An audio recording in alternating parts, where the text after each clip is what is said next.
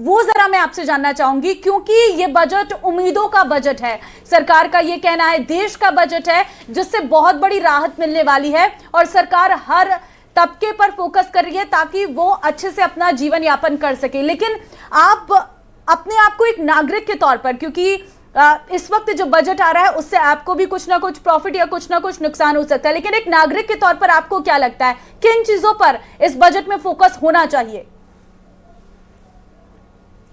देखिए, मैं चाहता हूं, मैं टैक्स दे रहा हूं तो मुझे टैक्स का पूरा फायदा मिलना चाहिए। जैसे सीनियर सिटीजन हर घर में होते हैं, सीनियर सिटीजन की जिस तरह से ये मिलती थी इनको सब्सिडी, वो सब्सिडी को ही खत्म कर दिया इन लोगों ने।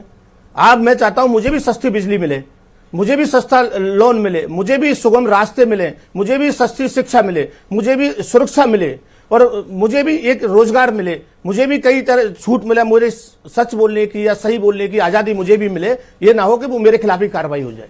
इस बजट से सबको उम्मीद है और उम्मीदों पर सरकार को खरा उतरना चाहिए। बढ़िया ट्रांसपोर्टिंग मिले और प्राइवेटेशन को कम बढ़ावा दे करके जो सरकारी मशीनरी है उसको बढ़ावा होना चाहिए, जिससे आम आदमी की पहुंच तक रहे। कुछ ही लोगों के हाथ में ये चीज नहीं जानी चाहिए। एफडीआई का मैंने कहा था, एफडीआई को कम करना चाहिए, इनको इतना नहीं करना चाहिए कि उसको 100% पे आप ला रहे हो। छोटे व्यापारियों का क्या होगा आप बताइए? आम आदमी 80% की आबादी इस देश के अंदर एक मध्यम वर्गीय जीवन जी रही है। मध्यम वर्गीय के लिए आप क्या दे रहे हो? आप मुझसे टैक्स ले रहे हो, आप मुझे टैक्स के लिए क्या क्या दे रहे हो? ये चीज आम आदमी तक आनी चाहिए। जैसे कांग्रेस की योजनाएं थी, आप देखिए चिरंजीवी योजना हर आदमी को, चाहे वो आईएएस हो, आईपीएस हो, मंत्री हो, हर आदमी को टच कर रही थी। 100 यूनिट फ्री योजना जो गवर्नमेंट की थी हमारी कांग्रेस सरकार की, वो हर आदमी को टच कर रही थी। 2000 जो यूनिट बिजली किसानों को मिल रही थी वो हर किसान को मिल रही थी। ऐसी कौन सी योजनाएं इन्होंने बनाई है आप बताइए जो हर आदमी को टच करती हो? कुछ इनकी योजनाएं ज्यादातर पूंजीपति लोगों को ही टच करती हैं, आम आदमी तक नहीं आती। उसमें कई नियम एवं, आपने देखा होगा प्राइवेट कंपनी नियम एवं शर्तें लागू,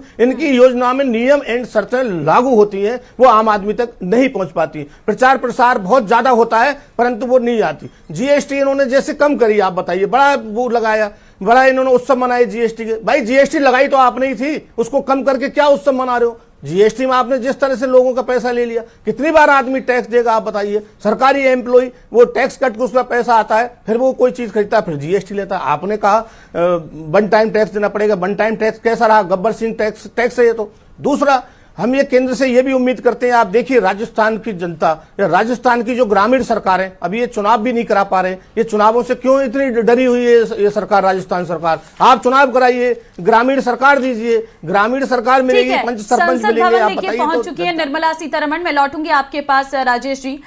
संसद भवन इस वक्त पहुंची हैं और आप देख सकते हैं एक अलग मुस्कान उनके चेहरे पर है और जिस तरह से आम लोगों को बहुत सी उम्मीदें हैं, तो वित्त मंत्री अब इस बजट के पिटारे से अपना क्या निकालेंगे इस पर सभी की नजरें हैं। और आप देख सकते हैं कि आज केंद्रीय बजट 2026-27 पेश की जानी है और ये उनका नवा बजट है जो एक बड़ा रिकॉर्ड बना रहा है। देश की पहली वित्त मंत्री, महिला वित्त मंत्री के तौर पर वो इतिहास रच रही हैं। रविवार 1 फरवरी 2026 और सुबह 11 बजे बजट पेश होगा।